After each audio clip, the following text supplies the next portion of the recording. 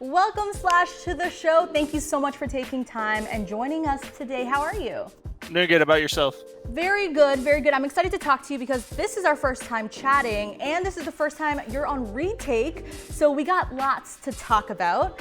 I want to know, how has life been in Vegas? Because you guys have moved out, spent a couple months now together. How has it been? I mean, it's been pretty good. I've lived here for the past 2 years, so I'm pretty used to the life already, and the gaming house life, I guess. This is my third gaming house I've lived in. Now, I'm always curious about your team. Oxygen seems like a bunch of rowdy boys, and I want to confirm or deny, what's it like living with these guys? I mean, they're definitely more rowdy than anyone else I've lived with. They have fun.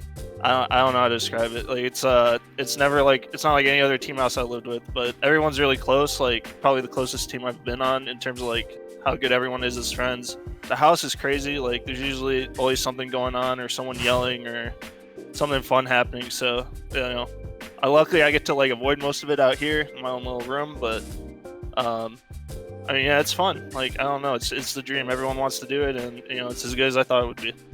From stage one, you guys did well, qualified for the majors first, but unfortunately obviously you guys didn't win the major. And then now coming into stage two, I'm curious whether there were, talks within the team. Did you guys change anything coming into this stage to make sure that doesn't happen again? Yeah, so stage one, we started really hot. We won our first three games, basically cleanly with no issues. And then I feel we started trying to overcomplicate what we were doing, switching roles for no reason, just because we thought it might give us a 1% edge or something, but it ended up just making us worse.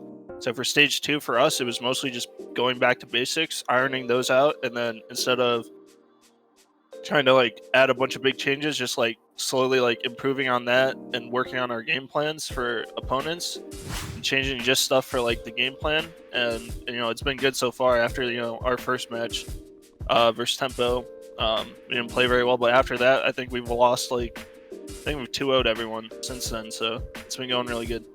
Just on that note, it's interesting to talk about kind of strategizing philosophy, right? Whether it's better to be good at one thing and do that really well, or diversify and come up with a lot of different strategies. Obviously, you guys are trying to find that balance, but what is your personal belief on it? What's better?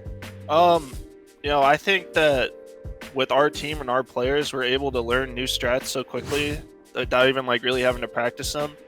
I think what works out for us is just going by a weekly game plan, adding any strats we need, and then just modifying our basic strats to fit the opponent, which sometimes they end up being completely different, sometimes they're the same. But I think there's a good in between being flexible and being rigid that is where we are right now. Mm-hmm. Would you say the fact that you guys can play a lot of different strats the biggest strength of Oxygen, or what do you think is the biggest strength? I think our biggest strength is definitely individual skill. But when you mix that with good solid foundation of strategy, it works. For us, one thing a lot of teams struggle with is if something goes wrong in their strat, they lose. And for us, that's not a problem because we all have individual playmakers who can bring a round back from man disadvantaged, hard breacher dying, or something not going right. We can figure it out in the round. I've noticed when coming into Oxygen's matches, there seems to be kind of two camps in terms of how people see you guys. I've noticed some people are yo, Oxygen, when they're good, they're good. No one can beat them. Then there's the other ones where it's they're not consistent. Do you feel Oxygen, well, obviously you're on the team, so this might be biased, but do you feel the people think Oxygen is either underrated or overrated? What do you personally feel? I personally feel I don't know. It's just so weird. Some people say we're literally the best team. We're unbeatable. But then you have people saying we're definitely the first one out of the top four, which neither really make any sense to me.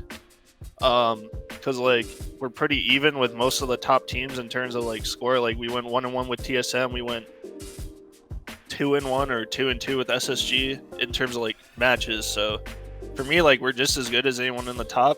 I don't think we've proven that we're definitely the best team of the top four teams, but I think it's dumb, I guess, to say that we're not we're the first out of the top four 100%. It could be anyone.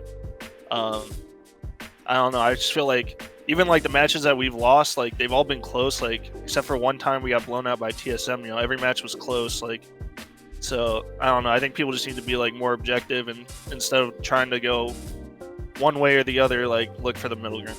Do you pay attention to online, I guess, criticisms or comments about the team and yourself? I usually like I'll check Reddit or something. Obviously like Twitter, like people tweet at me or like people I know tweet. I'll see that, but I try not to take either side too much. Like if someone says like we're like insanely good and the best team, I know like that's probably not true. And if someone says we're like the worst team ever, that's probably not true. So like find the middle to find like the actual feedback that matters. So I mean I look at it, but you know, you gotta like filter it yourself. You seem very, very mature and like balanced about this. And I know some players get really emotional when, you know, they get criticized. I'm wondering, you know, you've been playing for so long. Is this something that you've just learned to handle over time, or is this just who you are? I mean, at least when I was younger. Oh, I'm not that old. I'm only 23. But when I first started playing, like I definitely took it a lot more like I would take the negative as like fuel almost, and it was like that was like, you know, like get me like motivated through like being like, oh, like I don't want this guy to ever be able to say like I suck again.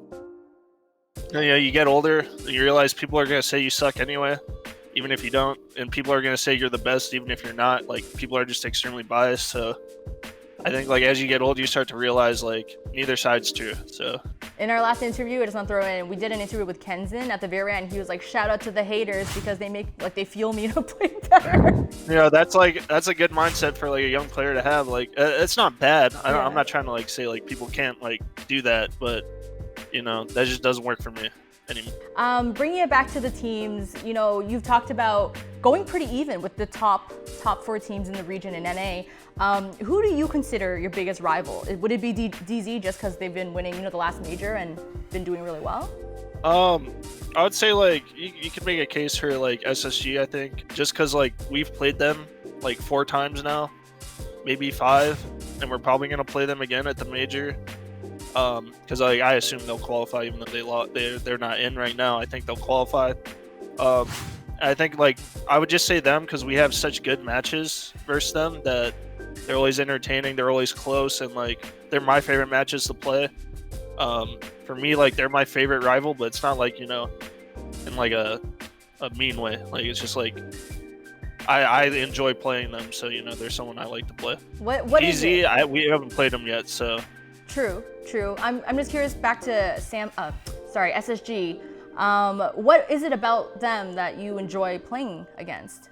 I guess like the main thing that I like playing against SSG for is like they have Troy, who's like a good IGL, and like when you have like 2 IGLs like basically battling, like going at it with like their brains, like you get really like fun matches, which like, you know, you see a lot of new stuff you've never seen. You'll see like, you know, new adaptations. Yeah. You know, like it's just like a chess match almost. Right. And then like just in general, like those guys never give up in a match. Like they're always fighting till the end. You know, you can see it like in their gameplay. Like if you see like Troy and Fultz like at the end of our last cafe game, like they were trying to go win that game. They're down like 4 rounds, we're 6-2 up, but like they're still trying, which is like, you know, they're making it tough throughout the whole thing, which is like I like that. So a lot of like respect playing them. That makes sense. On the topic of in-game leaders, I think from the outside it's very hard often to tell just exactly how much of an impact, you know, a good leader has on the team. So for you, how much like impact does a leader actually have? An in-game leader, what is it that they do that can actually turn a game for the team? I mean, they're like probably the most important role to have like have correct. So you can have like an entry that's like not as good, or a support that's like can't aim as well. But if your IGL is bad, like your team is going to play bad, like regardless of how good they are. So it's extremely important. The way we do it, Bio makes all the strats, watches all the VODs with the coaches, and then they'll work together to make strats, share it with the team. But in terms of like the late round, when like things have all gone wrong because you never have a strat go correct like 100% of the way through, like I'll be the one who like calls like where I need people to plant the bomb, or where I need utility cleared or stuff like that. And without that, like you see like a lot of lower tier teams have that, where like they just stall out and they look like they don't really know what they're doing at the end of the round. Because like it's easy to make a strat at the start. The main thing is like the IGLing at the end of the round when like things have already gone wrong. So in those situations, it's like absolutely crucial to have someone who can IGL correctly. Looking at your past like accolades, like I was looking at your bio reading, not the player bio, I was reading your biography, and I've noticed like you've done really well. Like you've always commonly placed top 4, and you've won. Was it DreamHack Valencia was up there, U.S. Nationals was up there. I want to know which moment for you was the most memorable or most impactful for you. I mean, I have a lot of like good memories from different events. Obviously, like winning Valencia and like USN was cool. I would probably put USN above it just because it was like, it felt like playing in a home crowd. Like everyone had Rogue jerseys for some reason. I didn't realize we had that many fans like until that event. So that was really cool. Just like a lot of like people I knew were there. A lot of Rogue fans. So that one was really cool. But like getting top 4 at Invite, 2018 I think it was, that was like a super cool moment because like the crowd was just like insane, and like the match we played was insane. We like lost the first map like 5-1. We got like destroyed. Then we came back and like we played like one of like the best games the team like I've been on has ever played. So like that whole event is just super memorable to me because that was like the first time I played in front of like a huge crowd. Like that was like a stadium, like arena type crowd. So those two will always like stand out for me. Just on that topic, thinking back to memories of playing in front of a large crowd, and obviously this year, things that are not going that way. You guys have to move online. You guys have been playing everything online. The next major is going to be online. Has it been hard for you to kind of, move everything to online? You miss the real life, experience. How has it been? I mean, it's definitely like not as motivating just playing online.